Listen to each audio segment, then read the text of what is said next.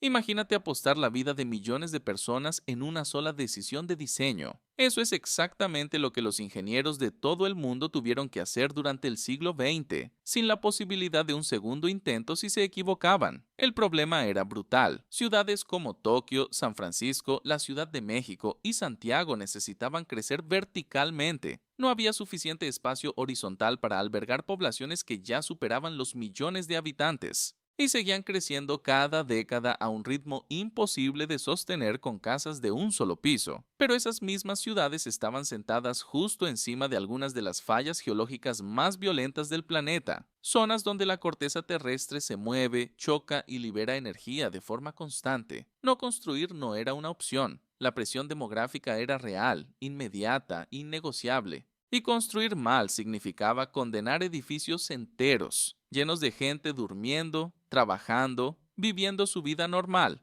a convertirse en escombros con el primer temblor fuerte que llegara. Entonces la ingeniería mundial se dividió en una apuesta gigantesca, casi filosófica, que iba a definir el futuro de la arquitectura vertical. ¿Cuál es la forma correcta de levantar una torre de 100 pisos sobre un suelo que tiembla de forma violenta e impredecible, sin previo aviso, en cualquier momento del día o de la noche?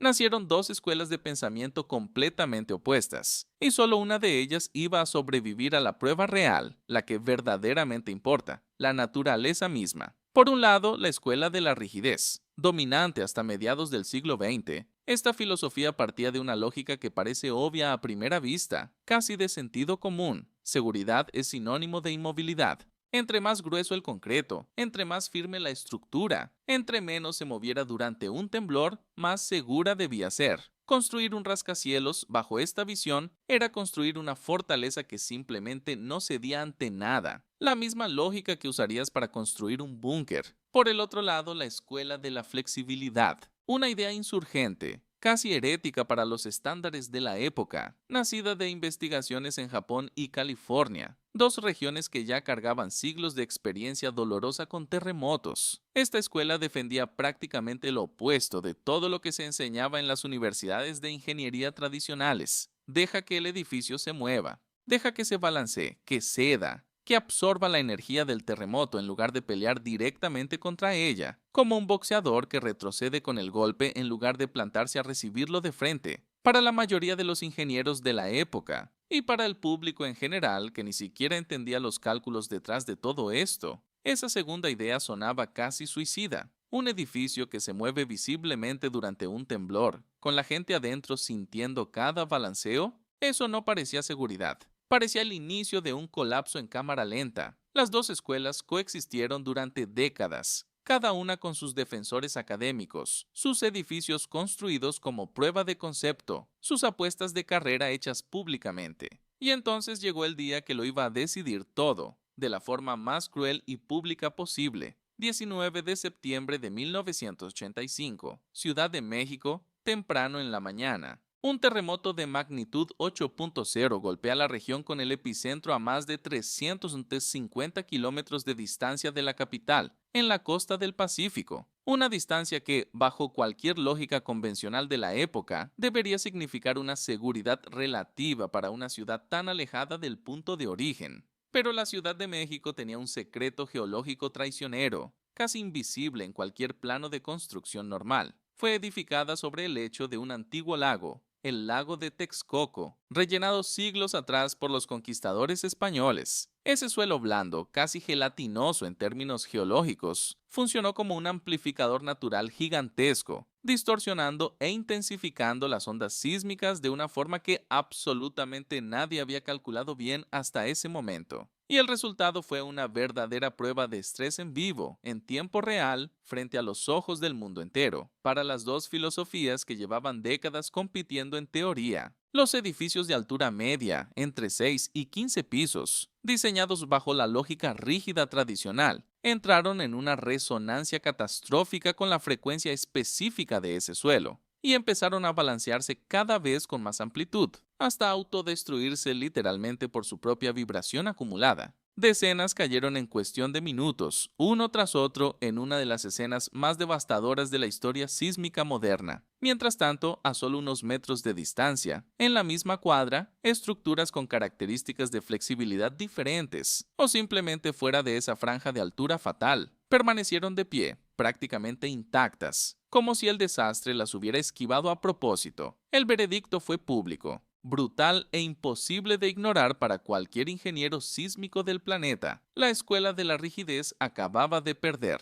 de la peor forma posible de aprender una lección de ingeniería, con miles de vidas como el costo de la prueba. Pero darse cuenta de que la rigidez había fallado no resolvía el problema por sí solo. Saber que no funcionaba era apenas la mitad de la ecuación. La verdadera jugada maestra llegó después, en el refinamiento técnico y matemático de la filosofía ganadora, un proceso que tomó años de pruebas, modelos y ajustes. La primera pieza de ese giro, los aisladores de base sísmica. Imagina bloques gigantes de hule y acero, intercalados en capas, instalados justo entre la cimentación del edificio y el suelo, funcionando como amortiguadores de carro, pero a escala monumental, soportando miles de toneladas de peso. Cuando el terremoto sacude el suelo con violencia, esos aisladores absorben y filtran buena parte del movimiento antes de que siquiera llegue a la estructura principal. Es, en esencia, como desconectar el edificio del propio temblor, dejándolo flotar ligeramente sobre su propia base. La segunda pieza, los amortiguadores de masa sintonizada.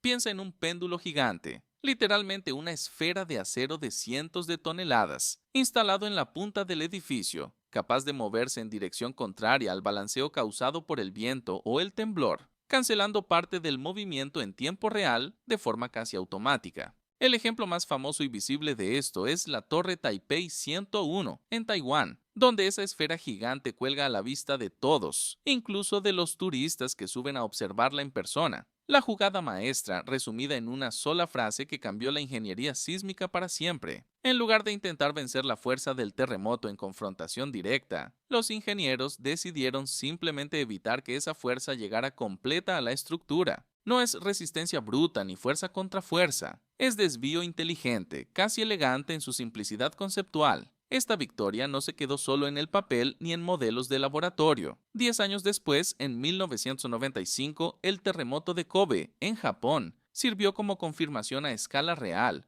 con consecuencias humanas de nuevo en juego. Las estructuras equipadas con estos sistemas de flexibilidad controlada se comportaron drásticamente mejor que las construcciones más antiguas y rígidas de la misma región, muchas de las cuales colapsaron de forma similar a lo visto en México una década antes. A partir de ahí, la filosofía de la flexibilidad dejó de ser una teoría cuestionada, discutida en congresos académicos, y se convirtió en estándar global obligatorio en cualquier zona de riesgo sísmico serio del planeta. Hoy, rascacielos icónicos en Tokio, San Francisco y la propia Ciudad de México reconstruida están diseñados a propósito y con total intención para balancearse visiblemente durante un temblor fuerte, algo impensable de admitir públicamente hace apenas 40 años. Y lo más interesante de todo esto, ese movimiento que, décadas atrás, se habría interpretado instintivamente como señal de colapso inminente, hoy es leído por los propios ingenieros e incluso por el público más informado como prueba de que el sistema está funcionando exactamente como debería. La percepción colectiva cambió porque la física demostró, de forma innegable y con un costo devastador, quién tenía la razón desde el principio. Entonces, aquí está la pregunta que queda flotando. Si hubieras vivido antes de 1985, sin saber el resultado de esta prueba brutal, sin el beneficio de la retrospectiva, ¿a qué escuela le habrías apostado?